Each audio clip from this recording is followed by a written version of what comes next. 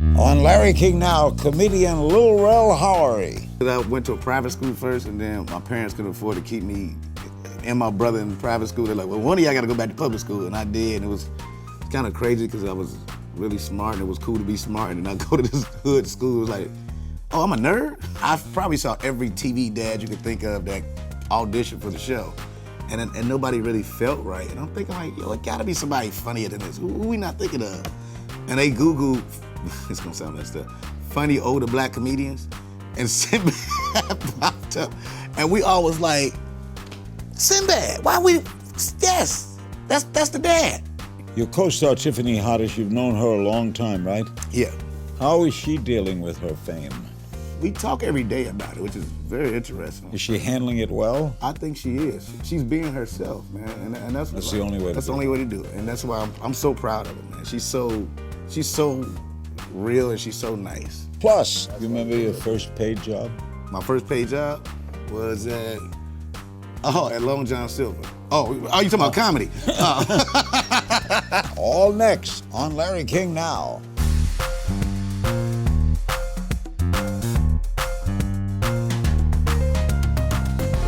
Welcome to Larry King Now. Our special guest is Lil Rel Howery, award-winning actor and comedian, best known for The Carmichael Show, Insecure, and his scene-stealing role in the Oscar-winning 2017 film Get Out. Lil Rel now stars in Uncle Drew alongside Tiffany Haddish, Kyrie Irving, and Shaq. He's also in the upcoming Bird Box opposite Sandra Bullock. And he's got a TV series in the works called Rel. He's on a roll. He's on a Rel roll. Uncle Drew is in theaters June 29th. All right, how did Lil Rel come about? That's not your name. Yeah, I mean, it's a nickname, but my cousin's name is Darrell. It's a basketball story, which is crazy that I did Uncle Drew, but my freshman year in high school, it was funny because I went to a private school first, and then my parents couldn't afford to keep me and my brother in private school. They're like, well, one of y'all got to go back to public school, and I did, and it's kind of crazy because I was really smart, and it was cool to be smart, and then I go to this hood school, it was like, oh, I'm a nerd? So I didn't even know I was a nerd at first. So who named you Lil Rel? I'm about to tell you. So I had a tough first quarter because you kind of getting picked on for being smart, which is so weird. I know. Why be smart? Yeah, like, he read. You stupid for read. So anyway, basketball tryouts came. These dudes and I was working on my game all summer, and I just balled everybody out, right? And one of the seniors named Lewis Johnson, is my homie. He was like, yo, who is that? He's like, oh, that's Darrell's cousin. He's like, all right, what up, Lil Rel? I'm like, oh, no, my name is Milton. He's like, no, it's Lil Rel. I was like, all right. So I kept, because that's what everybody called me, so I couldn't even fight it. So I got a nickname from a senior. He was captain of the basketball team. He called me Lil Rel. Yeah. So Uncle Drew is a basketball movie. Yes. Lisa Leslie's in it, Reggie Miller, Kyrie Irving, my friend Shaq. What is it about? Chris Webber's in it, Nate Robinson. Give me Tiffany Haddish, give me. Well, it's based on Kyrie. You know, Kyrie did those Pepsi commercials as Uncle Drew at first. And it became very popular. And I guess somebody approached him about, hey, yo, you want to make this a movie? And they did. So the movie is based on my character, Dax, who ended up having this team for this tournament. He ended up losing the star player in his team to his rival for some crazy reason, so he needed a team. So at the barbershop, they telling me about some old guy named Uncle Drew. I randomly see him on the basketball court, and I convinced Uncle Drew to play with me on my team, and the only way he would do it if we recruit the rest of his friends. So that's where Chris Webber, Reggie Miller, Shaq, Lisa. Who plays Uncle Drew? Kyrie. Oh, Kyrie is Uncle Drew. He's the old guy? Yeah, he's been. So when he first did it, it's so funny. None of us knew who it was at first. I remember when I was first watching the Pepsi commercials, because they wouldn't tell us. I didn't know which NBA player it was. It took maybe about a year before I was like, wait, that's Kyrie? But yeah, Kyrie he ended up being an amazing actor, man. It was funny doing the movie at the same time with all the trade stuff. But he was hurt this year. He didn't get hurt till later. Yeah. I mean, but I'm going to tell you this. The movie was done? The movie was done. He was so our first day of me and him meeting, I watched SportsCenter the night before, and they're like, oh, Kyrie wants to lead the Cavs. I'm like, what? So our first table read was just me, awkwardly staring at him, wanting to ask, so, what's going on with you and LeBron, man? So we shot it during the summer, and then he went right to training camp. Your co-star, Tiffany Haddish, you've known her a long time, right? Yeah. Is it true that she predicted you two would hit it big at the same time? Yeah, she said. Well, this thing about it, we was at, I used to be married. So we was at me and my ex-wife's house, and Tiffany just went on this rant, yo, like randomly, just saying stuff. She's like, all right, we're gonna do these movies together. It's gonna be huge. It's gonna be box office hits. Then we're gonna get a TV show. We probably gonna play a husband or wife or brothers. I mean, she went on like a list of things, and I remember sitting there like, oh, okay, cool, sure. Now it happened. And it happened exactly how she said it. How is she dealing with her fame? We talk every day about it, which is very interesting. Like that's my FaceTime friends, because it is different, and I make sure I check on her all the time, you know, because she is like exploded, you know. Is she handling it well? I think she is. She's being herself, man, and that's the only way. That's the only way to do it, and that's why I'm so proud of her, man. She's so real and she's so nice. Are you ready for the same thing? But this thing about it, the difference is, and I told Tiff, it's certain things Tiff does I can't do. Like I don't. You know, I won't do as much press. I won't do it. Like I'm chilling. I like the work to speak for itself. You know what I mean? And you know, I don't necessarily need to be on magazine covers and stuff. Like I rather just work. You know what I mean? Like I don't really care about any other stuff. I think. But that's gonna follow you. Yeah, and I don't think it's gonna. Because right now it's happening like as I rise or whatever. But I feel like who changes really is the people around you and not you. Yeah. It's kind of interesting. You don't have to do it. No. You don't have to go to the movie shoot. I mean, you don't have to go to the set. You don't have to be on the show. No, but I love the work, though. I love acting. I love comedy. I love playing different characters and telling different stories. Like, just having a sitcom, you know. Yeah, you got that coming. Yeah, I'm excited. I'm still pinching myself that I have a network show. Who do you play, yourself? It's a version of myself, you know. Because I'm not a nurse in real life, but on the show, Rel is a nurse. You know, because I thought that was an interesting job to have, and it's so many things that happen in hospitals and stuff. Were you a funny kid? To my little brother, I was. I think, because you know what's funny? All the adults in my family, because the adults don't really know our personalities for real. We only funny around our cousins, you know. So they like, you doing comedy? Why? You know, because I want to. Are you funny? Like, I don't know. I think so. You grew up on the west side of Chicago. Yeah. You wanted to be a comedian? Oh, yeah, since like forever. Like I read Richard Pryor's book, Prior Convictions and Other Life Sentences. I was like 14. I knew Richard well. Man, that dude, he was so. I love his honesty, which is, you know, I try to stay true to being myself and not ashamed of where I came from and talking about it. Like I don't mind. Like I love Richard was okay with being vulnerable on stage, and that's you one of the remember things your first paid job? My first paid job was at Long John Silver. Oh, you talking about comedy? I'll have the shrimp special. Long John Silver was my first job. The first day they had me planting trees at a fish place.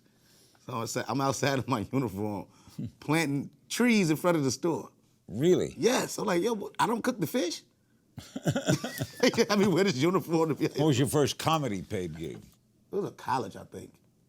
What school? I think it was Northern Illinois. I know that school. Pretty good football. It was funny. That's the school I feel like that helped develop my comedy and my confidence. Because I was like 20 when I started. And I hear it's a great school. They'll boo you. That's what's great about this. I've seen some of the best comedians catch it there. So like that was a place where I roasted people. Like it was like Def Comedy Jam. That school, like the school comedy show was crazy. Our guest is Lil Rel Howery. Hard to say that back. I know. We're discussing Rel's new series and life after Get Out after the break. We'll be right back. We're back with Lil Rel Howery. You can just call me Rel too, Larry, if you want to. I'll call him Rel. Uncle Drew is in theaters June 29th, and the TV series, which is called Rel, we'll give you more information about that coming. You spent years doing stand-up in Chicago. How did you make that jump to Hollywood? The In Living Color reboot. When The Living Color came back and they went around the country trying to find people. They found you. They found me, and it was random. Keenan and his producer, Shana Gar, was on YouTube looking at somebody else's video, and then my video popped up after that. And they were like, yo, who is that? And they went looking for me. Because I remember my manager called. So the day I got the call about that, I was having a terrible day. Somebody backed into my little car at the gas. Somebody had a truck and backed into my car. Like, I'm like, yo, you just crushed. So I'm having a terrible day. Murphy's Law. Yeah. My manager called me. I'm thinking he's calling me to tell me because I texted him like, yo, you know a mechanic that can come like flatten my hood because somebody bit my hood up? He's like, no, I just got a call from Key and Ivory Wayne's people saying they want us to send them a bunch of stuff. Like, they just randomly saw your video on YouTube and want more footage. So we sent them everything we had, man. And Keenan had me come to New York for a showcase. I didn't know anybody. I didn't have no friends in the like everybody else had like friends and family in the crowd. So people was trying not to laugh at me. You know what I mean? But Keenan, he saw something in me and cast me to the Living Color review. Now give me the obvious. How did you get Out? Audition. Well, this thing about it, right? Because Jordan has told different versions of this now. Like for me, you know, I was like auditioned and I had to call back and did all that. He told me about the movie at a party, right? Which I didn't I was like, you wrote a horror film? He's like, yeah, I wrote a horror film. I was like, oh, okay, brother. Good for you, man. And then he explained it to me. I'm like, oh, this is a real thing. But no, I auditioned and it felt like he wrote it for me. Because when I read it, I told my friends that was going after the same role, like, look, I don't know what to tell y'all, but this is mine. Let's be honest. Did you think, Rel, that this would be the hit it was? Nah, I don't think any of us did. But I did know it was a really good script, and all of us took it really serious. We brought it. Everybody was so good. But I think so when the trailer came out and we reshot the ending like a month before the movie came out. And we were all in the hotel lobby, like the trailer had like millions of views. I'm like, yo, is this about to be a thing? Were you at the Academy Awards? Yes. What is Jordan Peele's genius? He writes honesty, right? As far as a writer goes, we'll start with that first. You know, he's a fan of the genre, and he's very smart. He's very honest. And that's why I like most people who are fans of what genre they write and create in, they usually become some of the best. They create the best stories. As a director, you know, I feel like I'm spoiled because it's like it was like we just had natural chemistry. He could tell me a small note and right away I knew what he was talking about, you know. And I think him being a performer, he knew how to he knew we all had our own different ways to do things, and he adjusted to each and every. Is there going to be a sequel? At first I used to say no, but I think it should be. I think you could keep making Get Outs because I think it's different Get Out situations. I don't think it has to be. It don't have to like the next one. Don't have to. You don't forget the family. That happened. They're gone. They're dead. I think it's so many different Get Out situations. You got like politicians that's in Get Out situations. And it'd be funny to tell, like not funny, but it'd be dope to tell that story. It's so many different versions of the sunken place that I think you could keep making them. Speaking of that, you said that Kanye West is in the sunken place. I didn't say that. You didn't say No, that. I didn't say that like that. I was just saying like, at one point we probably thought he was in a sunken place, and I don't think he still is. I mean, it's a good chance. Like I might be hearing this album. I was invited to go to Wyoming to. You're on a roll, Rel. Take it all. You're on your own series called Rel. Mm-hmm. Sinbad, one of my friends, plays your dad. Did you pick him? Yes. Yeah. So the funny story is we was me and my friends who also wrote the show, Gerard Carmichael, Josh Rabinowitz, Kevin Barnett, and we was trying to figure out like who should play my dad. And I probably saw every TV dad you could think of that auditioned for the show.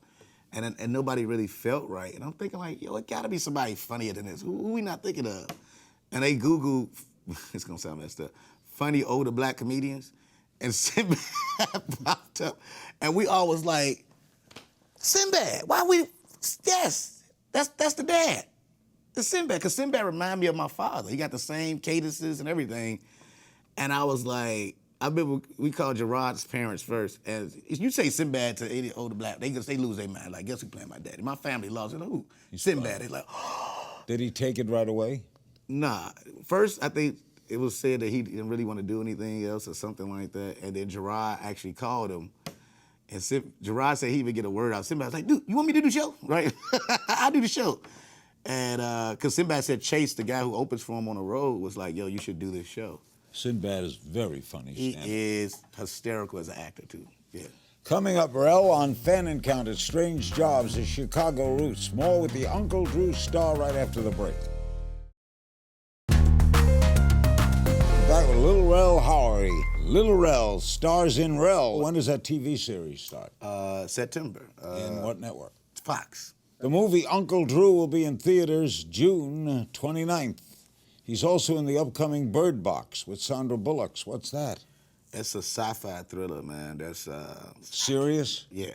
I guess I'm still haven't figured out how I'm gonna tell people about the movie because I don't think I want to tell nobody. Okay, don't tell. Not like that. No. It's really good, but it's very.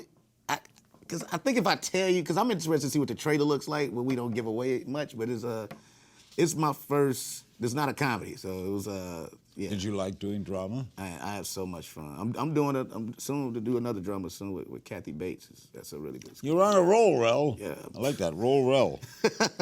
You're from Chicago, a city synonymous with gun violence. Yeah. How do you feel about that? You grew up around it? I mean, who didn't? I mean, not who didn't, but a lot of people didn't. But like it's very interesting what social media has, exposed with that. Like when I grew up, like every year, and when I went to high school, somebody died every year. Like a kid died every year, and it wasn't like all over the news. It was just like kind of what it is, which is tough when you're from Chicago because you do kind of get programmed to kind of like that's just what it is. But a lot of us, including me, like a Chance the Rapper, Hannibal Buress, a bunch of us are trying to figure out ways to just help clean everything up there. It's a great city. It's a great city. It's a great people. It's great business there. Chicago's amazing.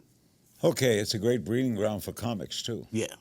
Okay, we play a little game, Rel. It's called If You Only Knew. Guilty Pleasure. Rom-coms. I like watching romantic comedies on the Hallmark Channel. I can't picture that. Person you'd trade places with for a day. Michael Jordan. The comedian that made you want to pursue comedy. Eddie Murphy. Strangest job you've ever had. It wasn't strange, but Victoria's Secret. Oh, I thought you were going to say Long John Silver. No, that's so What funny. did you do at Victoria's Secret? I was supposed to be a stock person, but I used to dress up every day and hang out on the floor with the girls that worked there. It was fun. Dress up like a girl? Or... No. I'm saying I used to dress nice. I didn't dress like a stock. All the other stock guys had on like stock stuff. I used to actually like almost wear a suit to work because I wanted to look cool. Did you look at women who ordered like crazy stuff? No, but I thought I don't know. First, this could get really creepy, but no. I got really interested in how many different lotions and sprays existed. I didn't really think about that until I worked there. Like, oh, wow, there's a lot of different sprays and lotions. Do you have a secret talent? I know how to play the drums. That's pretty good. Yeah. Childhood celebrity crush. Aaliyah. Funniest fan encounter. I don't know. Well, I don't know if it's funny, but like, I'm not that big of a guy. I mean, you say that, but like, it's way bigger people than me. So when I get like the strong, big fans and they like aggressively talk to you. Get in your face? Oh my God, somebody spit in my glasses. You know what I mean? Like, it's like, thank you. I like you, man. Like, you was good to get out. You saved them. Okay, thank you, brother. What never fails to make you laugh? Racism. Laugh at it? I can't. I don't understand it. Yeah, it's dumb. Yeah, they just cancel Roseanne. Yeah, I mean, it's so weird. I want to ask people, like, how powerful do you think you are? What does it matter? But I mean, to have that mindset is I can tweet this and nothing is going to happen. Because your ratings was high? Okay. What are you bad at? What am I bad at? Cooking. One thing you'd like to change about the world? Racism, man. Yeah. Tell me something people don't know about you. I mean, I did the rom-com thing. I mean, I like to water ski. I wouldn't picture that. It's like, it'll surprise you. I do surprise people when I go out to play like, oh, Lil Rel's water skis. Like, yep. Tell me something people don't know about Issa Rae. What you don't? I mean, I feel like everybody know everything about her, but she's a sweetheart. I mean, she's fun. I don't know what y'all don't know. Like, she's done all these articles. What about Jordan Peele? You know something? Jordan is a foodie. A foodie? Yeah, he knows really nice restaurants. Russell Peters. Russell is one of the most generous people in the world. Like, when I used to come to LA, I would stay at his place, and if I needed a car, he'd like, yo, take one of the cars. And that's one of the most generous comedians I think ever, like headliners. Like, it's so many comedians that got nothing but good things to say about him. He's taking care of a lot of us, yeah. Lil Rel will answer your social media questions in our final segment. Uncle Drew will be in theaters June 29th. We'll be right back. We have some social media questions for you, Lil Rel. And by the way, Uncle Drew will be in theaters June 29th, and look forward this September to Rel on Fox. He's also got a movie coming called Bird Box, serious sci-fi. Yeah. Okay, some social media questions. Johnny Canuck 99, what was your perspective on watching Jordan Peele grow as a director from the first week of shooting Get Out to the premiere? That's so funny. He didn't seem like he was new, you know, to be honest with you. I was looking at old pictures and video. Like Tiffany Haddish was on, so I was nervous because it was my first day on set and Tiffany came with me or whatever, so she had all these random videos she took of us. Because the first day of shooting was just me and Jordan, those airport scenes. And he just seemed together, man. It didn't feel like this was, I remember asking him, like, have you directed before? He's like, no, but I'm like, it seemed like this is what you do, bro. Wow. When you saw the finished product, were you impressed? Yeah, but I was also sad because the first time I saw it was with the original ending. So I couldn't even sleep that night. I called Jordan like, bro, like, this is great, but like, I'm so angry. So what they change? They changed it. Well, I became the hero and picked him up at the end, but the original ending is the police showing up and him going to jail, and then my character visiting him in jail trying to ask him what happened, and him just owning it. Like, dude, I'm black in America, that's okay. Why did they change it? Because of that. It didn't feel... Are you glad they changed it? Yes, I think we know what it is. I thought that was smart by them. So you had to go in and shoot another scene? We had to shoot it again a month before it came out. Jake Robinson, were you part of the In Loving Color reboot a few years ago? Why didn't it get the green light? I was a part of that, which I was talking about earlier. Honestly, to this day, I don't know. I've talked to Keenan, and Keenan said one thing, some Foxes said, I don't know. I honestly think that relationship never healed from the first go-around with them, yeah. Cram the Jam, who do you think is the best black actress of the last generation? I'm about to go with my homegirl, Tiffany Haddish. Positive Tax 3H3. What do you think of Tiffany Haddish's popularity and success? I loved you both on The Carmichael Show.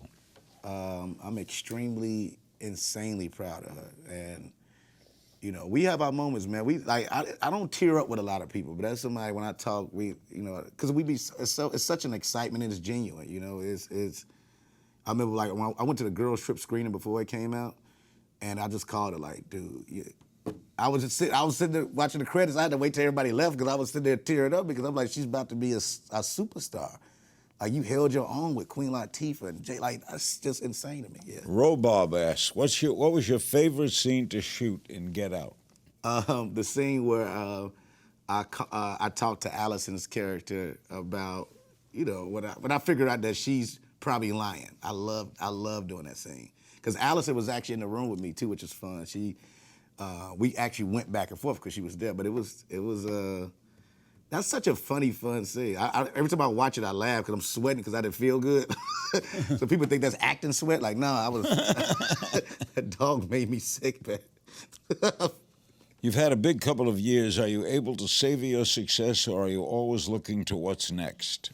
I'm always looking to what's next, but I do take moments into, like, just chill and reflect, and I'm just very thankful, man. This has been a dream come true. So I do have my moments to myself, because people want to see your moment. Like, when did you have a moment? Like, I don't do it for y'all. Like, I'm at home by myself chilling. I'm like, oh, this is amazing, right? Have your goals changed over the years? Yeah, I think it continues because, you know, as you, especially in this business, and you start learning about the other things, like I do want to produce more. I do want to direct now. Oh, you do? Yeah, so it's like be an entrepreneur. Yeah, I want to really want to dive. I'm gonna hopefully start my production company in a few months, but I'm excited. Like I've learned so much more. Like, oh, I want to do that. How about stand-up, though? You always want to do stand-up? Always wanted to do stand-up. That's the best. It's just like, it's therapy. Like, it's such a, Kathy Bates came to my show at Caroline's in New York, and she was just like, oh my God, I'm just in awe that you can do that. Like, and I'm like, I know y'all be in awe of it, but it's just like, this is like breathing to me. She's the best. She's so dope. Thank you, man. Great seeing you. Thank you for having me. Thanks to my guest, Lil Rel Howery. Uncle Drew will be in theaters June 29th.